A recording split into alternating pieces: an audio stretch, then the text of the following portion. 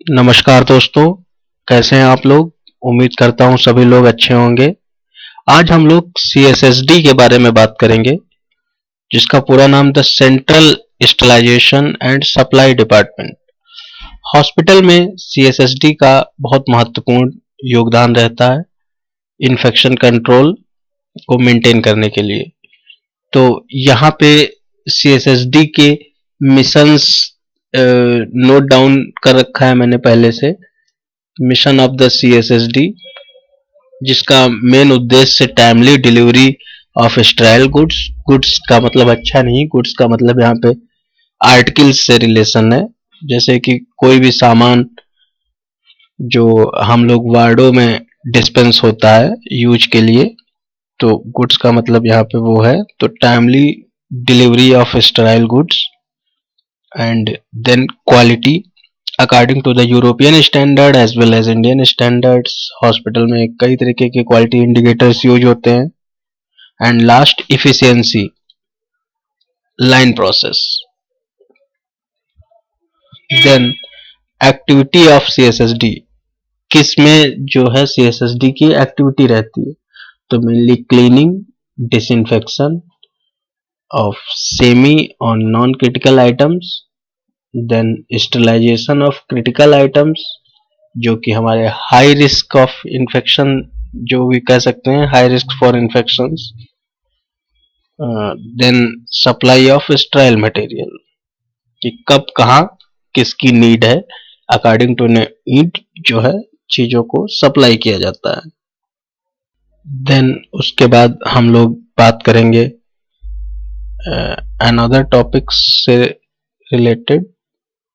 क्या डिफिनेशन रहेगी, तो डिफिनेशन इस प्रकार रहेगी: services within the hospital catering for the sterile supply to all departments, both to specialized unit as well as general wards and OPD as well। ये हमारी definition रह जाएगी।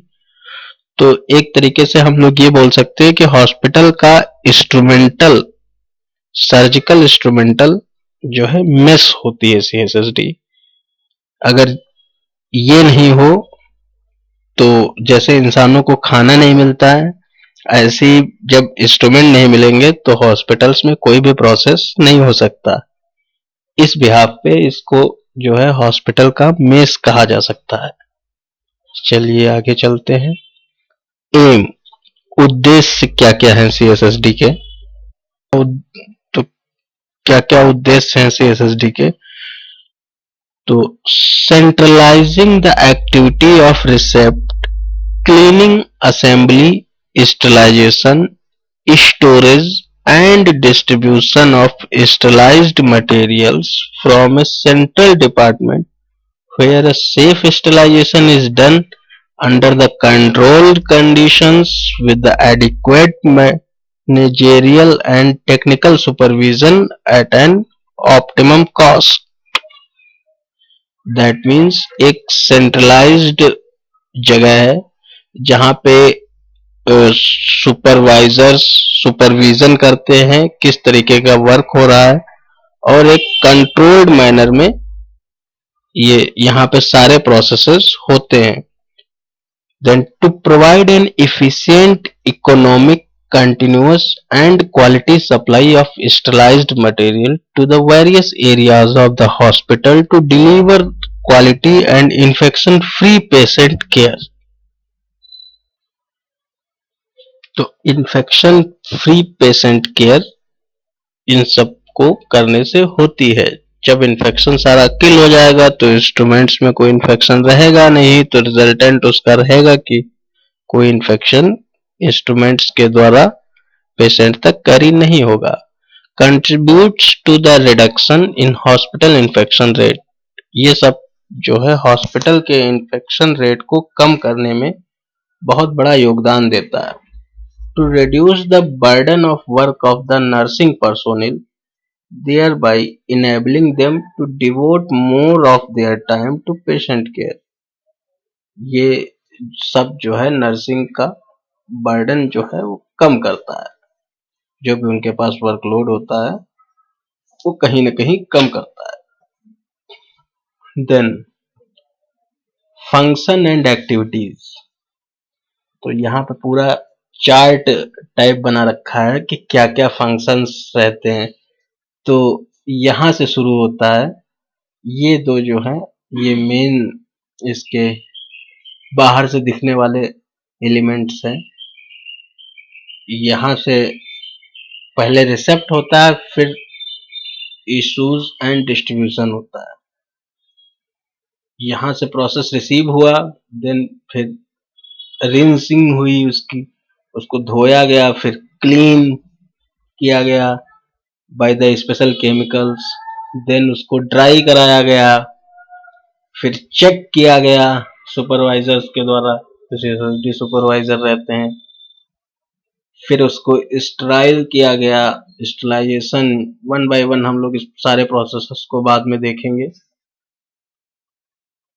फिर लेबल, जहां पे लेबल, जिस चीज का लेबल है वहीं पे उसको लेबलिंग के बाद स्टोर किया गया, एंड देन फिर इशू किया गया कंसर्न डिपार्टमेंट्स में। तो इतने इसके फंक्शंस एंड एक्टिविटीज हैं। फिर next, function of CSSD.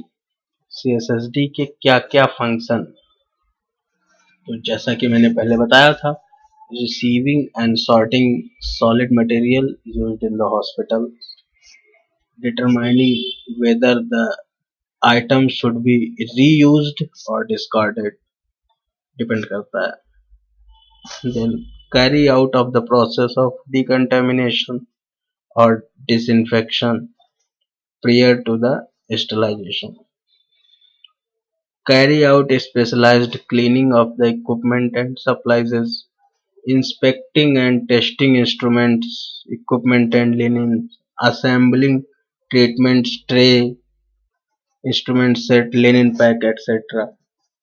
Then packing all materials for sterilization, then जो है फिर sterilization, उसके बाद लेबलिंग एंड डेटिंग मटेरियल्स की कितना रहता है। मोस्टली NABH एक्रेडिटेड हॉस्पिटल्स में 72 आवर्स रहता है, अगर कोई भी पैक नहीं खुला है तो। स्टरलाइजेशन स्टोर में हम लोग 72 आवर्स तक ही उसको स्टोर कर सकते हैं। इसके कहने का मतलब ये है, अगर जिस हिसाब से guideline mostly NABH accredited hospitals में 72 आवर्स रहता है। Then storing and controlling inventory, उसके बाद लास्ट इशू एंड डिस्ट्रीब्यूशन। उसके बाद एडवांटेजेस क्या क्या है कि CSSD होने से क्या क्या एडवांटेजेस रहेंगे, तो बहुत सारे एडवांटेज हैं, एडवांटेज ही एडवांटेज है मैं तो कहूँगा। पहला advantage, processing issues and control, then infection free atmosphere है एक हॉस्पिटल में, economic efficient and uniform sources रहता है, देन मेंटेन्स स्टैंडर्ड, फिर reduce burden of nursing staff, nursing staff को इंस्ट्रूमेंट्स वगैरह धोना नहीं पड़ता है, फिर वो CSSD भेज देते हैं, फिर CSSD का स्टाफ उसको वॉश करता है, वहाँ का जो GDA स्टाफ होता है। प्रिवेंट क्रॉस इन्फेक्शन, एक क्रॉस इन्फेक्शन हो जाता है, चेक हो जाता है कि कहीं हो तो नहीं रहा है कहीं पे। एक बार आया CSSD में इक्विपमेंट, फिर उसको क्रॉस चेक किया गया कि वो साफ है नहीं साफ है, अगर नहीं साफ होता है तो फिर वो रिवॉश होता है, अगर साफ होता है तो उसको आगे स्टरलाइजेशन के लिए प्रोसेस करते हैं। फिर जो है शॉर्टनेस पेशेंट स्टे, ये हॉस्पिटल में पेशेंट के स्टे को कम कर देता है। जैसे कोई पेशेंट 7 दिन भर्ती हो नॉर्मल हॉस्पिटल में, तो वहाँ जहाँ पे CSSD अच्छा वर्क कर रहा होगा वहाँ पे 4 ही दिन रहेगा, क्योंकि उसको इन्फेक्शन नहीं होगा वहाँ पे, क्योंकि इन्फेक्शन फ्री इंस्ट्रूमेंट डिलीवर हो रहे होंगे उसके टच में जो आ रहे होंगे, जो नर्सिंग स्टाफ यूज कर रहा होगा। Then ensure safe environment, CSSD एक सेफ एनवायरनमेंट को इंश्योर करता है हॉस्पिटल में। देन इन्वेंट्री मेंटेनेंस, जो है ये CSSD इंचार्जेस का वर्क है। एंड लास्ट क्वालिटी केयर, बहुत ही क्वालिटी के साथ केयर होती है जिन हॉस्पिटल्स में CSSD होता है। देन हमारा bacteriological safe sterilisation, mostly bacteria ही किल होता है स्टरलाइजेशन में, और कुछ some kind of viruses also killed by sterilisation. ये बहुत ही सस्ता प्रोसेस है, लेस एक्सपेंसिव, एक्सपेंसिव बिल्कुल है ही नहीं। elimination of unsound practices and establishment of the standard procedure, ये इसका सबसे बड़ा एडवांटेज है। एंड देन फोर्थ नंबर पे assurance of adequate supply of the sterile product, assurance of adequate supply of sterile products, ये लाइन CSSD के लिए बहुत ही इंपॉर्टेंट है, इसको नोट कर लीजिए।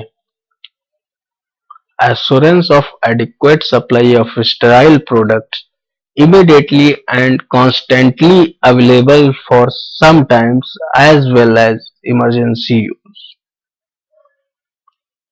Then conservation of trained staff, यहाँ पे कंजर्व से मतलब ये है कि ट्रेंड स्टाफ ही CSSD में मोस्टली वर्क करता है, तभी जो है कि इन्फेक्शन फ्री इंस्ट्रूमेंट यहां से डिलीवर हो सकते हैं। एंड बेटर क्वालिटी कंट्रोल, ये भी जो है CSSD का ही वर्क है, और इसका एडवांटेज ये भी है कि क्वालिटी भी बहुत अच्छी रहती है वहां के स्टेराइल प्रोडक्ट्स की। Then better good of material flow, एक सब कुछ सिस्टमेटिक वे में मटेरियल का रिसीव होना, डिस्पैच होना चलता रहता है। And prolonged life by proper care of equipment, और अगर इंस्ट्रूमेंट्स और इक्विपमेंट को अच्छे से यूज किया जाए तो इंस्ट्रूमेंट्स और इक्विपमेंट की बहुत ही अच्छी खासी लाइफ के साथ वो हॉस्पिटल में वर्क करते हैं। ये भी एक CSSD का एडवांटेज है। प्लानिंग ऑफ CSSD डिपार्टमेंट, तो CSSD can broadly be classified into two parts, एक central unit, then peripheral unit. Central units that are responsible for receiving dirty utilities, cleaning, processing, sterilization, storage and supply, and peripheral unit mainly responsible for distribution to various areas of the hospital like TSSU, theater supply, जो कि operation theatre, यहां से theatre का मतलब operation theatre है, तो theatre sterile supply unit जो है वो पेरिफेरल यूनिट है CSSD का। अब planning of CSSD department, CSSD department में क्या क्या प्लान होते हैं, क्या क्या वर्क होता है एक तरीके का।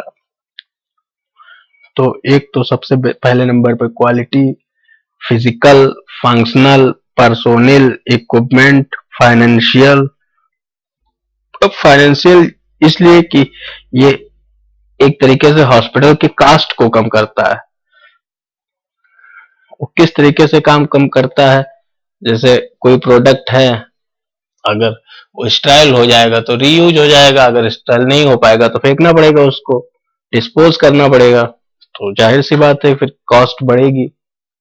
एंड प्रिवेंटेटिव, जो प्रिवेंटिव जो है बचाव के क्षेत्र में भी इसका यूज होता है। अब प्रिवेंटिव से मतलब ही यही है कि चीजों को प्रिवेंट करके रखे, प्रिजर्व एंड प्रिवेंट करके अच्छे से एक सिस्टमेटिक वे में स्टोर करें। देन नेक्स्ट स्लाइड में हम लोग फ्लो प्रोसेसेस के बारे में बात करेंगे, कैसे CSSD का फ्लो रहता है, किस तरीके से यहाँ पे फ्लो में वर्क होता है। तो दो तरीके का मेनली फ्लो रहता है, एक तो वार्ड्स एंड डिपार्टमेंट्स का, और बल्क स्टोर जो हमारे CSSD में स्टोर रहता है, एक तो clean receipt and cotton and gauzes, जो बल्क में आता रहता है CSSD में। एंड वार्ड एंड डिपार्टमेंट्स का डर्टी रिसिपेंट जो भी रहता है। फिर डिसअसेंबली, डिसअसेंबली में इंस्ट्रूमेंट हो गए, क्लब्स हो गए, रबर वेयर्स हो गए, इनको वॉश कराया जाता है। उसके बाद जो है आगे प्रोसेस होते हैं, फर्दर असेंबल होता है, पैक्स बनते हैं लिनिन के, रबर के, गाउन के। एक पैक में कितने गाउन या कितना ड्रॉ शीट या लिनिन वेयर रहता है वो सब depend hospital to hospital vary करता है। फिर असेंबली को प्री स्टराइल स्टोर में किया जाता है, फिर उसको एक आदमी चेक करता है। उसके बाद वो स्टराइल होते हैं, अगर स्टराइल सही हुआ है तो उसको स्टराइल स्टोर में प्रोसेस करते हैं, एंड देन जब नीड होती है तो उसको डिस्ट्रीब्यूट करते हैं। ये वर्कफ्लो है। ये पूरा वर्कफ्लो यूनिडायरेक्शनल रहता है। दैट मीन्स स्टराइल और अनस्टराइल आर्टिकल मर्ज नहीं होते हैं पूरे प्रोसेस में। अब लेआउट डिजाइनिंग प्रिंसिपल क्या रहेगा, ये देखिए यहाँ पे लिखा भी है, there is no back tracking of sterile goods, one way movement from receiving counter to issue counter. Then sterile area should be prior to sterile storage and issues. The receiving counter must be away from the issue counter. Receiving counter issue counter से दूर होना चाहिए। Separate receiving end issue counter, जब दूर होगा तभी तो दो होंगे, है ना। इसलिए जो है रिसीविंग और इशू काउंटर दूर दो होने चाहिए, जिससे कि अनस्टराइल और स्टराइल आर्टिकल्स आपस में मर्ज न हो। There should be minimum 6 basic division in CSSD। Minimum 6 area में CSSD डिवाइड होनी चाहिए। एक cleaning area, then drying area, then packaging area, sterilization area, storage room and issue counter. ये 6 जो है बेसिक डिवीजन हर CSSD में होने चाहिए। अब structural design, the central unit comprising of 3 zones separated by 2 distinct barriers, one collection window and one supply window on the other end। ये होना चाहिए, जिसमें सॉलिड जोन, फिर बैरियर, फिर क्लीन जोन, फिर बैरियर, फिर sterile zone. Equipment in CSSD, तो cleaning and decontamination devices होने चाहिए, जिसमें hot air oven for drying and heat sterilisation, then gloves processing unit for surgical gloves, instrument sharper like needle sharper, testing operators for emergency sterilisation, others में trolley, work surface, telephones for the coordination of the various department in the hospitals, maintenance and repair of equipment, material, chemicals for washing and cleaning, steam boiler, etc. Hot air ovens for drying instrument, as above discussed also, and autoclave using dry heat or moist heat। mostly hospitals में moist heat steam under pressure sterilizer use होते हैं।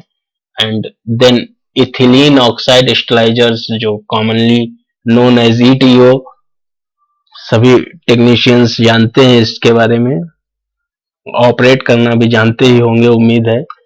And testing material to check effectiveness of sterilization, sealing machine भी होनी चाहिए, and ultrasonic washer, यह भी एक important equipment है CSSD के लिए। And then sterilization, what is sterilization? Sterilization की डेफिनेशन यहाँ पे शो है। It is a process of freeing an articles from all living organisms including bacteria, fungus, spore and viruses. A material is pronounced sterile, जो भी articles free, मतलब free हो जाता है, बैक्टीरिया, फंगल, स्पोर्स उस पे नहीं होते हैं, उसको हम लोग स्टेराइल पुकार सकते हैं, ऐसा यहाँ पे बताया गया है। A material is pronounced sterile, it be achieve 99.99 kill of bacterial spores, जैसा कि यहाँ पे लिखा हुआ भी है। एक दूसरी डेफिनेशन भी है स्टेरिलाइजेशन की, आप लोग नोट कर लीजिए।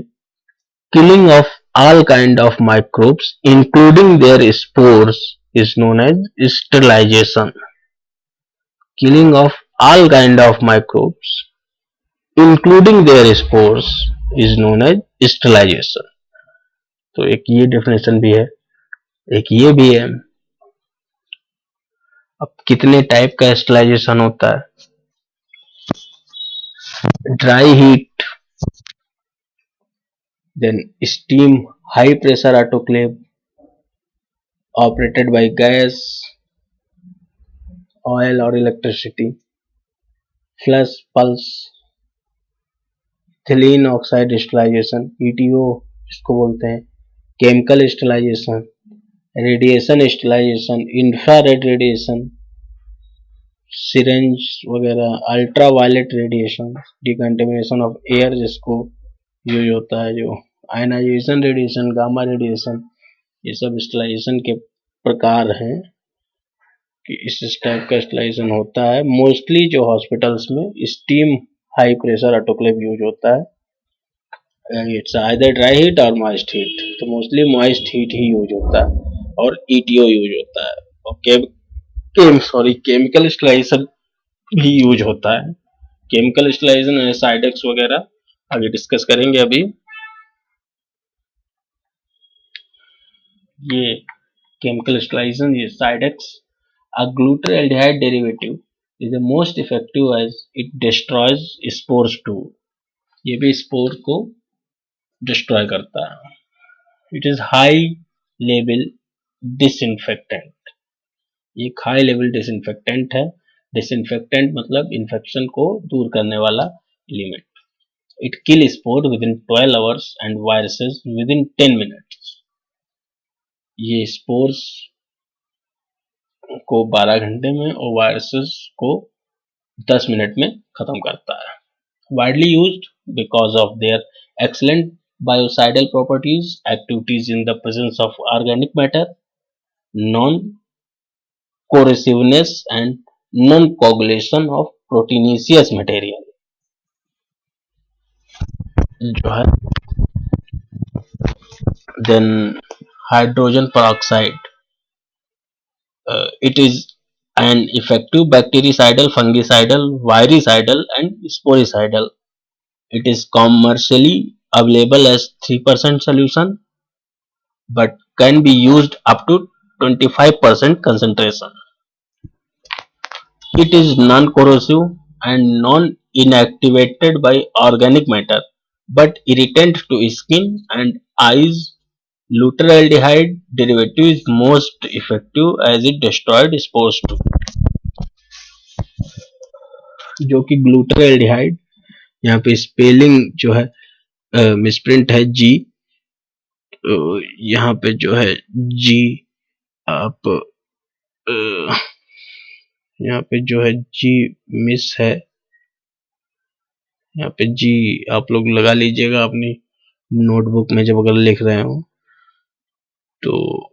एज इट डिस्ट्रॉयड स्पोर, ये भी जो है स्पोर्स को अच्छा खासा किल करता है, इसलिए हाइड्रोजन पेरोक्साइड भी एज ए स्टेरिलाइजिंग एजेंट यूज होता है।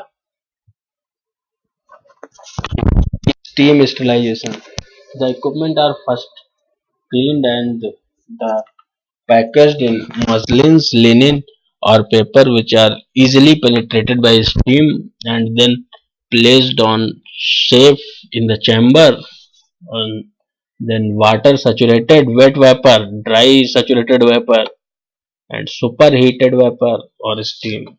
Steam within greater than 0.95 dryness factor is not useful for sterilization. जो स्टीम होती है वो स्मॉलर देन 0.95 ड्राइनेस फैक्टर होती है, जो वो स्टरलाइजेशन के लिए यूज नहीं की जाती है। हमेशा स्टीम जो है वो यूज करते हैं स्टरलाइजेशन में जो कि 0.95 से छोटी हो, 0.95 ड्राइनेस फैक्टर से छोटा हो। Super heated steam act like dry hot air only. Strength of steam is it's latent heat. जो स्टीम की पावर होती है वो एक विशिष्ट ऊष्मा होती है। ये टोटल टाइम रिक्वायर्ड ऑटोक्लेव में 45 से 50 मिनट का रहता है और ईटीओ में जो है 11 से 12 घंटे का रहता है। और इसमें प्रेशर भी एक यहाँ पे लिखा नहीं, आप लोग नोट कर लीजिए, इसमें प्रेशर भी 15 psi रहता है। 15 psi प्रेशर जो है इसमें रहता है, 15 psi प्रेशर। psi का मीन्स पास्कल पर स्क्वायर इंच जो है प्रेशर रहता है। अच्छा खासा प्रेशर रहता है, इसलिए कभी भी स्टरलाइजर को बिना प्रेशर को रिलीज किए खोलने की कोशिश न करें कि 15 psi का प्रेशर होता है। देन नेक्स्ट बात करते हैं स्टरलाइजेशन इंडिकेटर्स की, जो कि mechanical monitors and biological monitors के नाम से फेमस हैं। मैकेनिकल मॉनिटर्स में बात devices that record time, temperature and pressure, and biological में they are standardised preparation for of spores. A positive biological indicators is indicative of possible sterilization process failure. They should be used at least once a week, but timely needed for incubation is long. Example spores of Bacillus stereothermophilus. जो biological indicators use होता है उसमें bacillus स्टीरियोथर्मोफिलस का spore होता है। ये once a week use होता है। अगर ये किल हो जाता है तो माना जाता है कि अभी हमारा मशीन जो है वो अच्छा वर्क कर रहा है।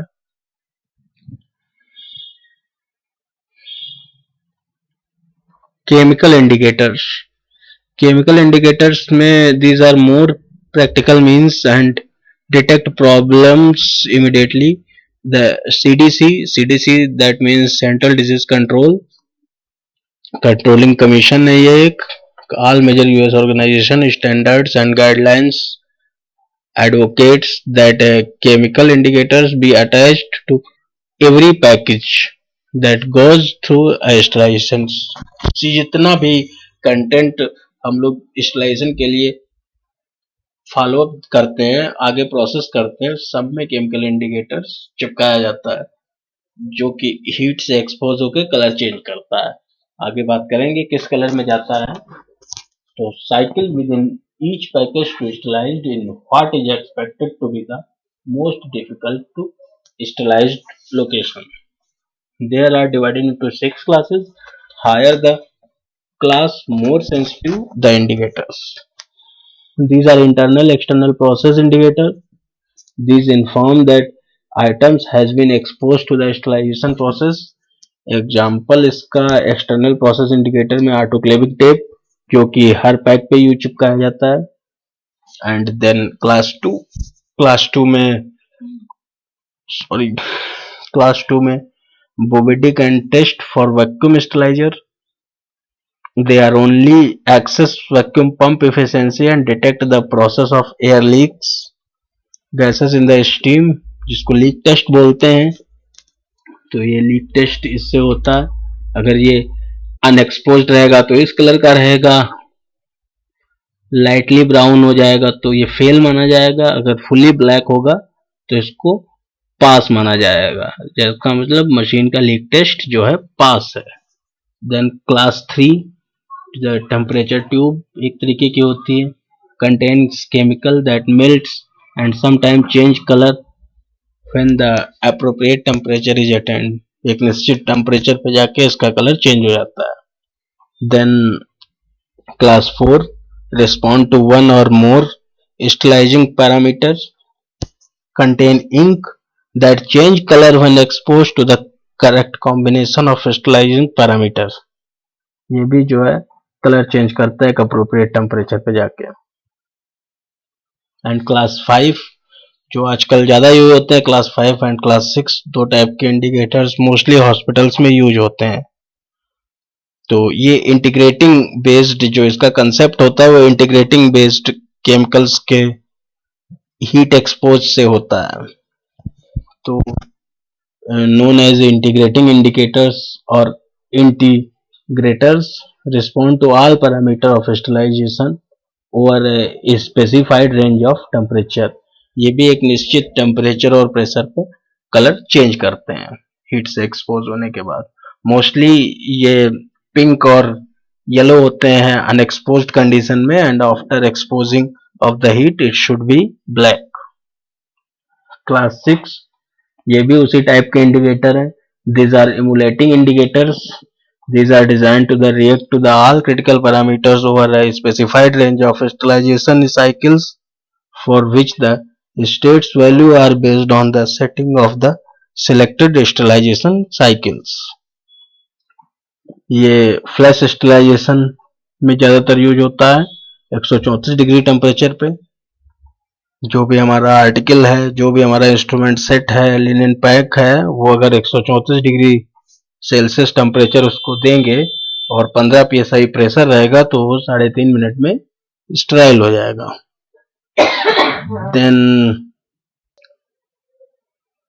देन हम लोग बात करते हैं स्टोरेज की। After sterilisation the sterilised items are kept in the different racks as per labelling supplies as per demand of the different areas to ensure continuous availability of sterile supply। 5 times of the daily requirement should be available in the storage। हम लोग storage में जो है अपना 5 time requirement, जो initial requirement होती है उसका 5 टाइम स्टोर करके स्टोरेज में चलते हैं। ऐसा CSSD मैनेजर को ऐसा करना चाहिए। 5 गुना, मतलब जितना सामान यूज होता है हॉस्पिटल में उसका 5 गुना स्टोर जो CSSD का स्टाइल स्टोर हो उसमें रखना चाहिए। And last role of manager, जो CSSD का मैनेजर होगा उसकी क्या क्या जिम्मेदारियां होती हैं। तो maintenance and repair of equipment जो मैनेजर या इंचार्जेस को करना होता है। And inventory management of supplies and consumable, जो कंज्यूमेबल सप्लाई, जो कंज्यूमेबल आर्टिकल्स होते हैं जो CSSD की सप्लाई के लिए रिस्पॉन्सिबल रहते हैं, आइदर गॉज पीसेस और गाज थान और कॉटन रोल वगैरह, वो सब उसकी इन्वेंट्री मेंटेन करना मैनेजर का काम है, CSSD का जो मैनेजर होगा।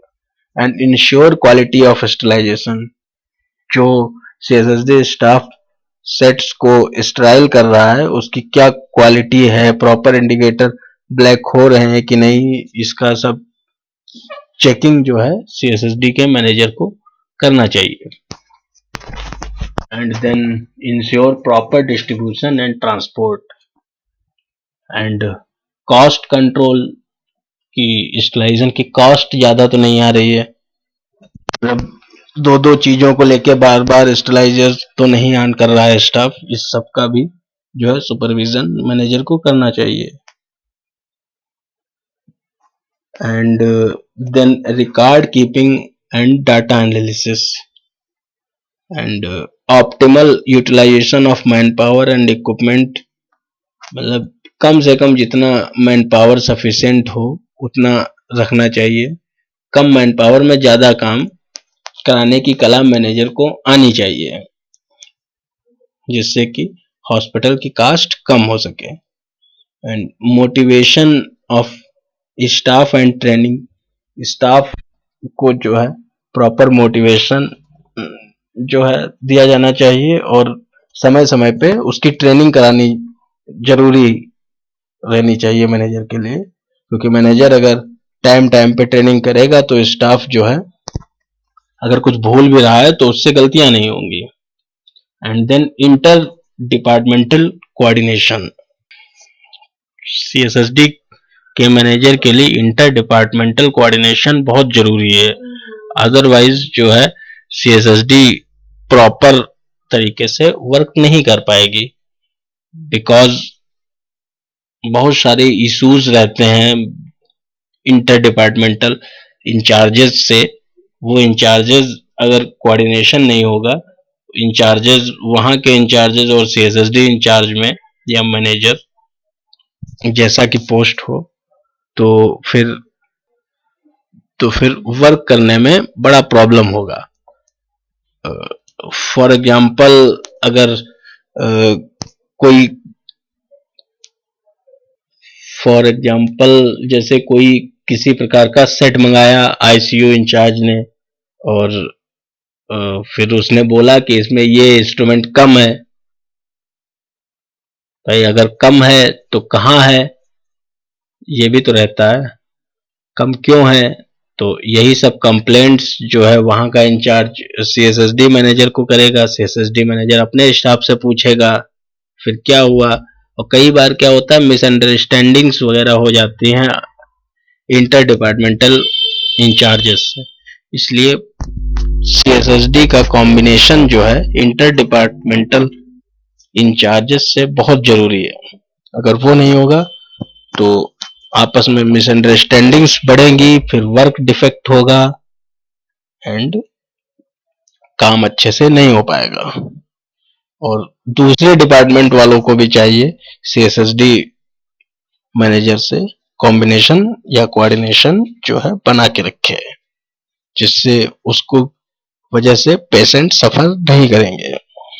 अगर ऐसा नहीं होगा तो पता लगेगा कि वो फोन कर रहे हैं सीएसएसडी मैनेजर को, सीएसएसडी मैनेजर बिजी है, वो फोन ही नहीं उठा रहा है, और अल्टीमेटली पेशेंट को सफर करना पड़ जाता है वहां पे। तो इसलिए इंटर डिपार्टमेंटल कोऑर्डिनेशन एक अच्छे हॉस्पिटल में सीएसएसडी मैनेजर और कंसर्न डिपार्टमेंट जो भी इंटर डिपार्टमेंटल इंचार्जेस हैं वो उससे जो है अच्छा रिलेशन बना के रखे विद गुड एटिकेट्स के साथ में। तो ये बहुत ही आवश्यक है। तो ये आज बात हुई सीएसएसडी के बारे में, सीएसएसडी के फंक्शंस के बारे में एंड सीएसएसडी के इक्विपमेंट्स के बारे में और सीएसएसडी के मैनेजर के रोल के बारे में। तो आप लोगों को बहुत बहुत धन्यवाद इतना जो है टाइम देने के लिए। हमारा ये सीएसएसडी टॉपिक पे एक नॉलेजफुल वीडियो सुनने के लिए उम्मीद करता हूँ ये काफी नॉलेजफुल होगा आप लोगों के लिए, जो भी इस फील्ड में है और या आना चाहता है। चलिए बहुत बहुत धन्यवाद।